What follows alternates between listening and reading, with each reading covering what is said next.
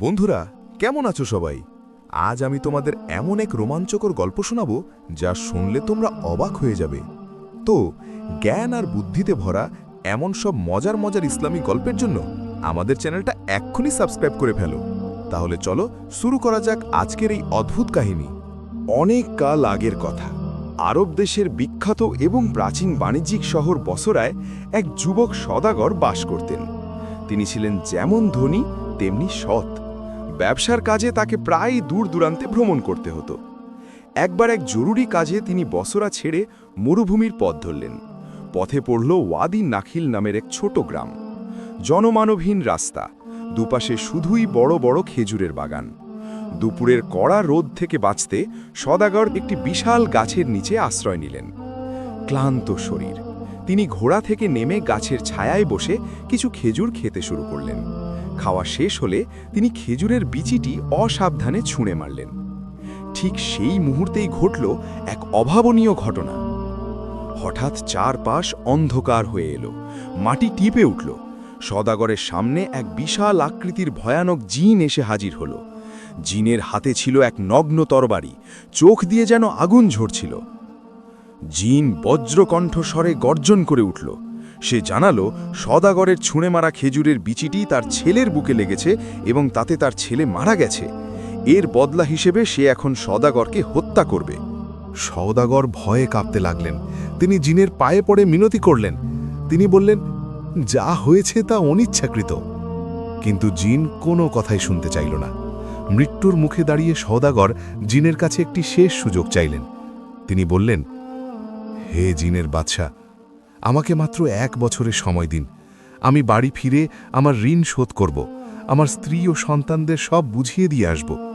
ঠিক 1 বছর পর আমি এই গাছের নিচেই আপনার কাছে ফিরে আসব। তখন আপনি আমাকে যা শাস্তি দেবেন আমি মাথা পেতে নেব। সওদাগরের সততা দেখে জিনের মন কিছুটা নরম হল। সে তাকে 1 বছরের সময় দিয়ে বিদায় দিল। সওদাগর বসরায় ফিরে এলেন।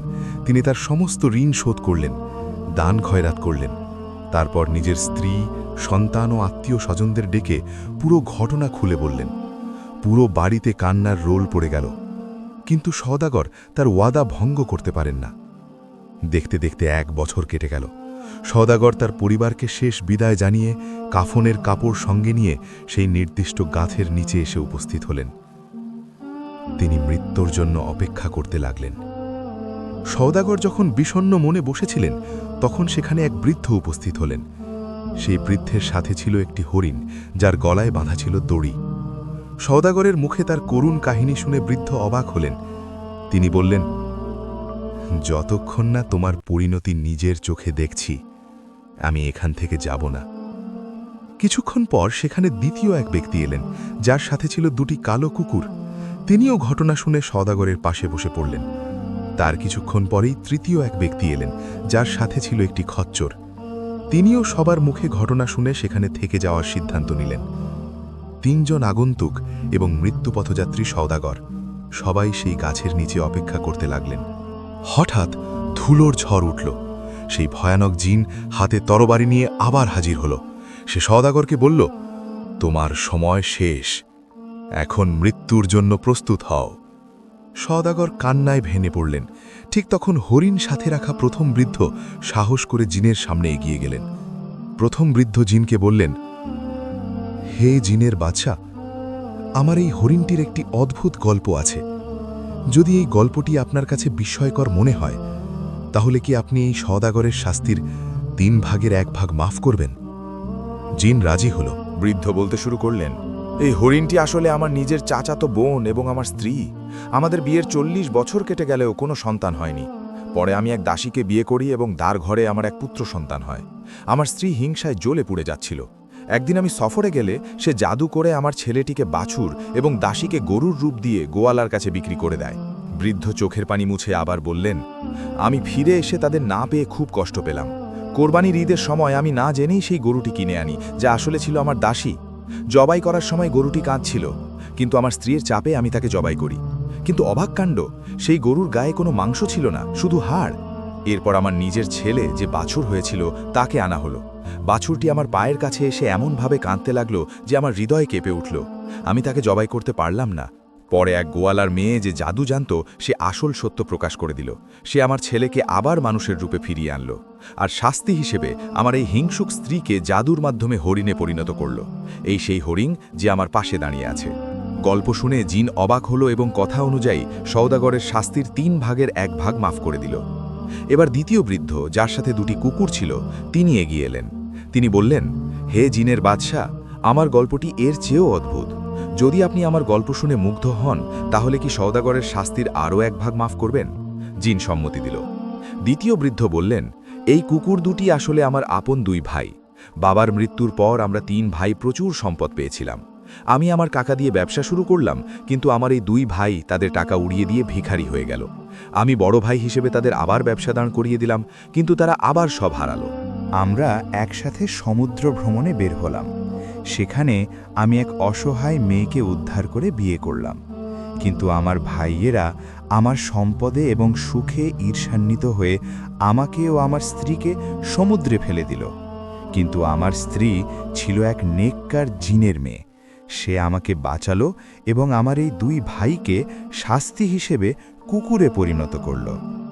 আজ তারা তাদের কৃতকর্মের ফল ভোগ করছে, আর আমি তাদের দেখাশোনা করছি যাতে তারা শিক্ষা পায়। এই কাহিনী শুনে জিন এতটাই মুগ্ধ হল যে সে সওদাগরের শাস্তির আরও 1 ভাগ মাফ করে দিল। বাকি রইল শুধু শেষ অংশ। খচ্চরওয়ালা তৃতীয় বৃদ্ধ এগিয়ে এলেন। তিনি বললেন, হে ক্ষমতাধর জিন, আমার গল্পটি শুনলে আপনি সওদাগরের বাকি শাস্তিটুকুও মাফ করে দেবেন। বৃদ্ধ বলতে লাগলেন, আমি একসময় খুব লোভী ব্যবসায়ী ছিলাম, ন্যায় অন্যায় বিচার করতাম না। একবার এক মুসাফির আমার কাছে এই খচ্চরটি বিক্রি করতে এলো। তার বিপদের সুযোগ নিয়ে আমি খুব কম দামে এটি কিনেছিলাম, কিন্তু আমি জানতাম না এই খচ্চরটি আসলে এক অভিশপ্ত প্রাণী ছিল। সেই রাতে এক অদ্ভুত ঘটনা ঘটল।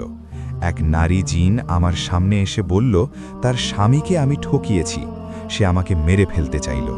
আমি ভয়ে আল্লাহর কাছে তওবা করলাম। আমি কথা দিলাম আমি আমার সমস্ত লোভ ত্যাগ করব এবং মানুষের সেবা করব। সেই নারী জিন আমার প্রাণ ভিক্ষা দিল, কিন্তু শর্ত দিল, আমাকে সারা জীবন এই খচ্চরটির সেবা করতে হবে এবং পথে পথে ঘুরে মানুষের উপকার করতে হবে। সেই থেকে আমি আমার পাপের প্রায়শ্চিত্ত করছি। আজ এই সওদাগরের বিপদ দেখে আমার মনে হলো তাকে বাঁচানোই হবে আমার জীবনের সবচেয়ে বড় নেক কাজ। 3 বৃদ্ধের 3টি অদ্ভুত কাহিনী শুনে জিনের কঠোর হৃদয় গলে গেল। সে বুঝতে পারল পৃথিবীতে কেউ ভুলের ঊর্ধ্বে নয়, কিন্তু তওবা এবং একে অপরের প্রতি দয়া মানুষকে রক্ষা করতে পারে। জিন তার তরবারি মাটিতে গেঁথে দিল। সে সওদাগরের দিকে তাকিয়ে বলল, আমি তোমাদের কাহিনীতে মুগ্ধ হয়েছি, বিশেষ করে এই সওদাগর যে মৃত্যুর ভয় থাকা সত্ত্বেও নিজের কথা রেখেছে এবং ফিরে এসেছে। আমি তাকে সম্পূর্ণ ক্ষমা করে দিলাম। সওদাগর এবং 3 বৃদ্ধ আল্লাহর শুকরিয়া আদায় করলেন। জিন সেখান থেকে অদৃশ্য হয়ে গেল। সওদাগর তার নতুন জীবন ফিরে পেলেন। তিনি প্রতিজ্ঞা করলেন বাকি জীবন তিনি সত্য ও ন্যায় পথে থাকবেন। 3 বৃদ্ধ তাদের গন্তব্যে চলে গেলেন। বন্ধুরা, এই গল্প আমাদের শেখায় বিপদ যতই বড় হোক, সততা এবং ধৈর্য মানুষকে রক্ষা করে, আর অন্যের প্রতি দয়া দেখালে আল্লাহ আমাদের প্রতি দয়া দেখান।